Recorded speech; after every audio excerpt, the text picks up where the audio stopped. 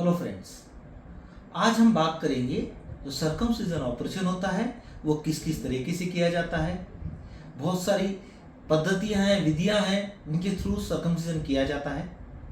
आज उसी के बारे में डिटेल में बात करेंगे ताकि आप डिसीजन कर सकें कि आपको कौन सा सर्कमसिजन कराना चाहिए, उसके क्या एडवांटेज होते हैं, क्या डिसएडवांटेजेस होते हैं, उसी के बारे में बात करते हैं। हम फाइमोसिस के बारे में डिटेल में बात नहीं करेंगे। फाइमोसिस की एक मेरी पिछली वीडियो दी हुई है, उसको आप देख सकते हैं। फाइमोसिस में क्या होता है, जो आगे की जो पेनिस की जो आगे की स्किन जिसे फोर स्किन कहते हैं वो टाइट हो जाती है, वो पीछे की तरफ नहीं जाती है, और पीछे चली भी जाती है तो पीछे जाके अटक जाती है और आगे करना मुश्किल होता है। इसे हम फाइमोसिस कहते हैं। फाइमोसिस के ऑपरेशन के पहले हमको ये देखना जरूरी है कि आपको टाइट फ्रेन्युलम है या फाइमोसिस ही है। टाइट फ्रेन्युलम के लिए मेरा एक अलग से वीडियो दिया हुआ है, उसे आप देख सकते हैं। तो पहले हमको पता करना है टाइट फ्रेन्युलम है कि फाइमोसिस है। अगर फाइमोसिस है फिर हम सर्कमसिजन की तरफ जाते हैं। सर्कमसिजन जो होता है वो दो टाइप का करते हैं, एक तो पार्शियल सर्कमसिजन होता है, एक कंप्लीट सर्कमसिजन होता है। पार्शियल सर्कमसिजन में क्या होता है, जो आगे की जो एक्स्ट्रा स्किन है उसको थोड़ा सा काट देते हैं और उसके चारों तरफ वापस स्टिच लगा देते हैं।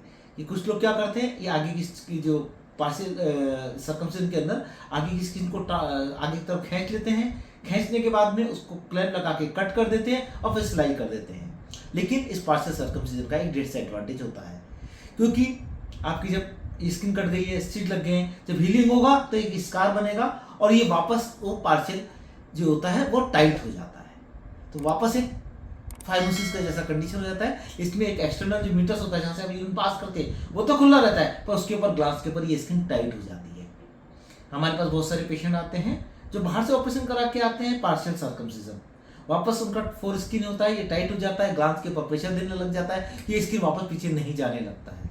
तो उसकी वजह से वो जब रिलेशनशिप करते हैं तो उनको पेन होता है और उनको इरेक्टाइल डिस्फंक्शन की जैसी प्रॉब्लम होने लगती है। तो ऐसे पेशेंट के अंदर हमको वापस सर्कमसिजन करना पड़ता है। पर कुछ पेशेंट की तब उसके बाद भी चॉइस होती है कि हम पार्शियल सर्कमसिजन कराएंगे, तो उसमें हम लोगों का तरीका से करते हैं। उसमें हम लोग क्या करते हैं, जो फोर स्किन की जो इनर पार्ट होती है, स्किन होती है, उसको निकाल देते हैं और जो बाहर वाली स्किन है उसको फोल्ड करके पीछे कोरोना के पीछे लगा के इनर वाली स्किन के जो छोटा सा हमने छोड़ा है उसके साथ में लगा देते हैं, ताकि जो स्कार बनता है वो कोरोना के वहां पे बनता है।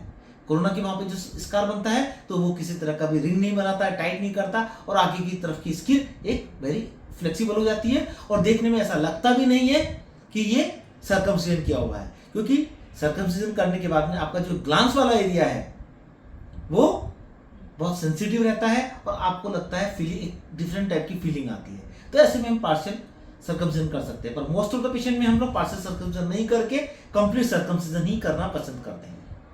अब कंप्लीट सर्कमसिजन जब करते हैं उसके अंदर पूरा स्किन पूरा बाहर का निकाल देते हैं, लेकिन हम किसी भी तरीके से भी सर्कमसिजन करें, कंप्लीट सर्कमसिजन, हीलिंग आपकी बॉडी खुद करेगी।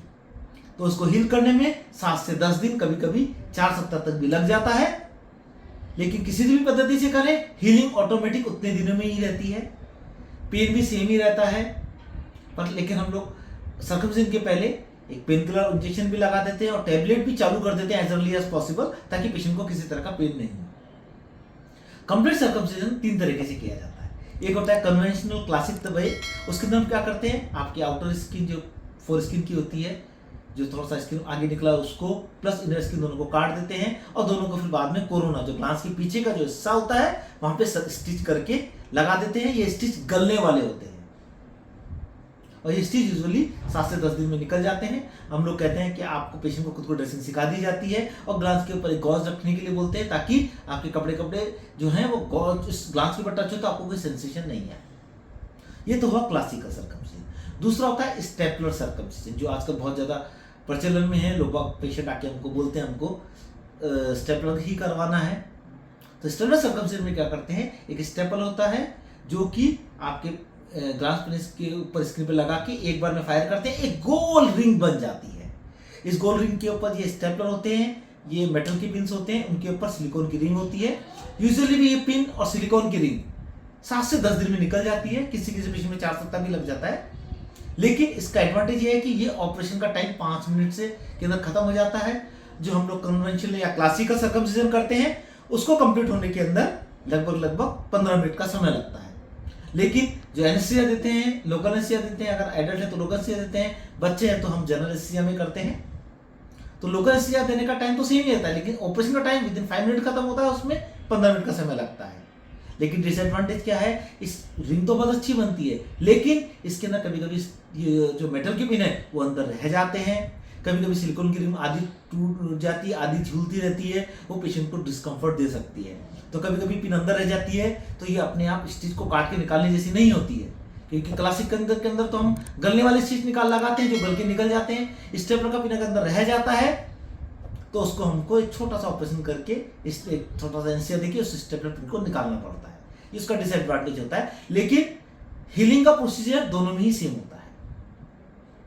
तो आजकल धीरे धीरे स्टेपलर कम होता जा रहा है, पर अब ये आजकल इंडियन स्टेपलर्स भी अच्छे अच्छे आने लग गए हैं, जिनकी पिन्स वगैरह यूजुअली अंदर नहीं रहती, इजीली निकल जाती है 7 से 10 दिन में, तो आप कोई भी ऑपरेशन करवा सकते हैं। तीसरा नंबर पर होता है लेजर सर्कमसिजन।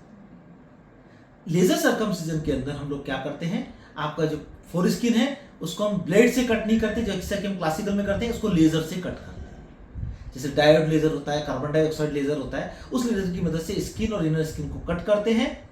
और उसके बाद में इसको करने के बाद में जो डिजॉल्वेबल जो कि अपने गलने वाले स्टिचेस होते हैं उनको लगाया जाता है। कुछ लोग आपको बताएंगे कि नहीं इस लेजर में किसी तरह का स्टिच नहीं लगता, ऐसा नहीं होता है। लेजर एक कट करने का तरीका ही है ओनली, उसके बाद में आपको एक गलने वाले स्टिचेस लगाते हैं। कन्वेंशनल में हम ब्लेड से कट करते हैं, लेजर से हम लोग लेजर के थ्रू कट करते हैं। और स्टेपलर के अंदर, स्टेपलर के खुद के अंदर एक ब्लेड होती है, वो दोनों स्किन को कट करती है, इनर स्किन और आउटर स्किन को। लेकिन जो क्लासिकल होता है लेजर होता है, दोनों में हम डिसॉल्वेबल स्टिच लगाते हैं, गलने वाले स्टिचेस लगा देते हैं। और स्टेपलर के अंदर आप एक सिलिकॉन रिंग होती है और स्टेपल्स लगते हैं मेटेलिक, जो कि ऑटोमेटिक जो कि ऑटोमेटिक निकल जाते हैं। यही एक डिफरेंस है। लेकिन आपकी हीलिंग दोनों के अंदर 7 से 10 दिन की होती है, ड्रेसिंग दोनों में करनी पड़ती है। तो फ्रेंड्स, आप आज आपको पता पड़ गया होगा कि सर्कमसिजन कितने तरीके का होता है, किस किस पद्धति से करते हैं, उसके क्या एडवांटेज है। अब ये आपको डिसाइड करना है, और आपका फाइमोसिस है तो आपको कौन सा सर्कमसिजन कराना है। फिर भी आपके कुछ क्वेश्चंस हैं तो मेरे कमेंट उसमें दे सकते हैं, उसके बारे में हम डिटेल में आपको लिख के भेजेंगे। अगर मेरा चैनल आपको पसंद आया है, मेरा ये वीडियो पसंद आया है, तो इसको सब्सक्राइब कीजिए, शेयर कीजिए, लाइक कीजिए। नमस्कार।